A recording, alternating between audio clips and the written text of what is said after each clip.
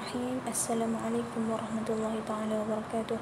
InsyaAllah hari ini kita akan masuk bidang akhlak Islamiah di bawah tajuk ilmu cahaya kehidupan. Kenapa tajuk dia ilmu cahaya kehidupan? Dengan ilmu dia dapat memberi cahaya dalam kehidupan kita. Dengan ilmu dia dapat membuka pintu jalan yang lebih elok. Dengan ilmu kita dapat kenal diri kita. Dengan ilmu kita lebih kenal Allah. Okey. Mana menunjukkan bukti bahawasanya setiap orang perlu berilmu. Okey, Anas bin Malik berkata qala Rasulullah sallallahu alaihi wasallam talabul ilm fariidatun ala kulli muslim. Menuntut ilmu wajib kepada setiap orang Islam. Riwayat daripada Ibnu Majah. Okey, di sini menunjukkan setiap orang Islam wajib menuntut ilmu. Ilmu terbahagi kepada dua, iaitu fardu ain dengan fardu kifayah. Fardu ain ialah ilmu yang wajib dipelajari oleh setiap orang Islam, tidak kira lelaki atau perempuan. Okey, tidak kira kaum, bangsa dan sebagainya, dia wajib dipelajari. Antara contoh ilmu fardu ain yang wajib dipelajari iaitu ilmu fiqh, ilmu tauhid, ilmu akhlak, ilmu akidah, ilmu dalam mempelajari mengenali Allah. Okey, itu fardu ain. Nak kenal Allah, kita pun kena kenal ilmu-ilmu yang hampir mengenali Allah. Okey, fardu kifayah, ilmu yang wajib dipelajari minima orang sahaja. Ilmu yang wajib dipelajari oleh sebilangan orang sahaja. Okey, kewajipan bagi yang lain telah menjadi gugur apabila telah ada yang satu orang. Okey, bilangan yang lain telah mempelajari, bilangan yang lain telah gugur wajib ke atasnya. Okey, itu fardu kifayah. Contohnya di sini dah ada pakar matematik, dah ada pakar doktor, dah ada pakar bidang-bidang tertentu. Maksudnya sebilangan lain yang tidak mempelajari bidang tersebut telah gugur hukum ke atasnya. Okey, maksudnya tidak berdosa.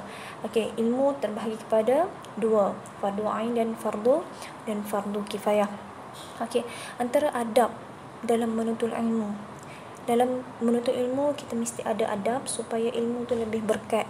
Antara adab-adab dalam menuntut ilmu adalah hindar perselisihan.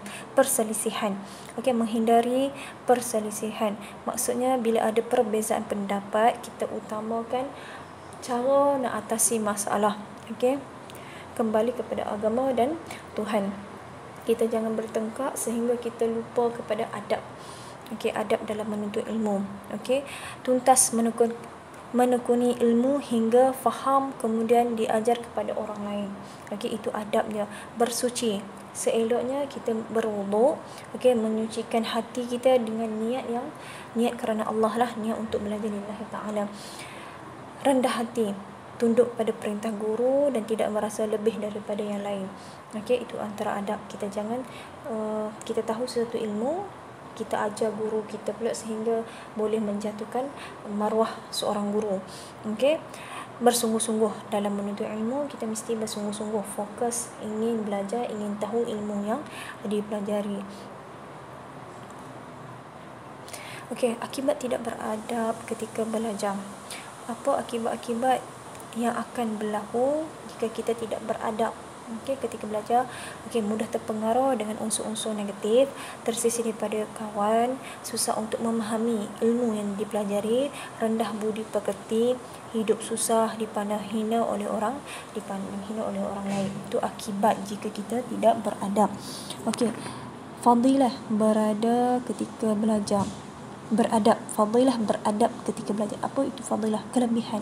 Okey, kelebihan bila kita beradab ketika belajar, membentuk peribadi dan akhlak yang mulia, memperolehi kejayaan dunia dan akhirat, dipandang mulia oleh orang lain, ilmu yang dipelajari diberkati Allah, mudah ingat dan faham pengajaran guru. Itu antara perkara yang kita nak, kelebihan daripada adab yang telah kita titik beratkan. Okey, itu sahaja daripada Ustazah untuk hari ini. Wallahu a'lam bishawab. Sekian, terima kasih.